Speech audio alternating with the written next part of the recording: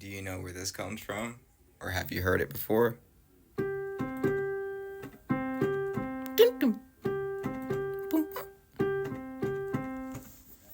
The ringtone. I'm pretty sure it's an Android ringtone, right? That sounds right?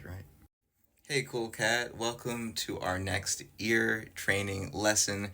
We're going to be continuing descending melodies, and we're going to be starting out with sol to do. Sol, do. And our first one actually reminds me of a ringtone, which you can use as a reference.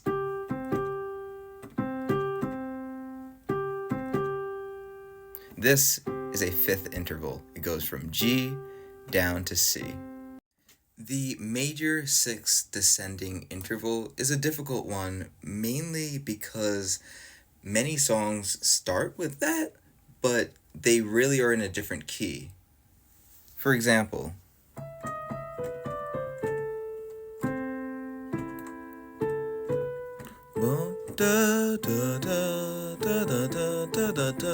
this is Für Elise from Beethoven. However, even though there is a descending sixth interval, this is in the key of A minor.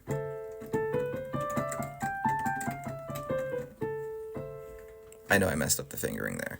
However, what I'm trying to say is that many times when there's a descending sixth interval happening, it's really hinting that, hey, we're in a minor key. So, for that reason, I've written a little melody for y'all to help us remember this. So we just have La, Do, Ti, Do, Re, Do. La, Do, Ti, Do, Re, Do. Anytime I'm thinking about the second interval, either ascending or descending, I've learned in school that we have this little progression with solfège that's just do, ti, do, re, do. I think we even use the term grounding to ground do because it's being surrounded by ti underneath, and re above do, grounded in between it. So in the same way, I'm combining that little technique with la. A to C is a distance of a major sixth. The next interval we have is a descending major second. And I made a little melody for y'all also for this one because not a lot of songs have this intervals, and if they do, sometimes they're referencing other keys and stuff. So, I made this for you. So we have Ti do do, Ti do do. My apologies, this isn't in my best range, but I will sing it in this range just so you can hear it. Ti do do, Ti do do. It's combining one of our most common intervals, which is that octave jump, do do, and putting T as the starting point. In the same way that we use la, we used a different, more common melodic phrase or partial of a melodic phrase to be able to incorporate an interval that is a little bit less common to us in singing.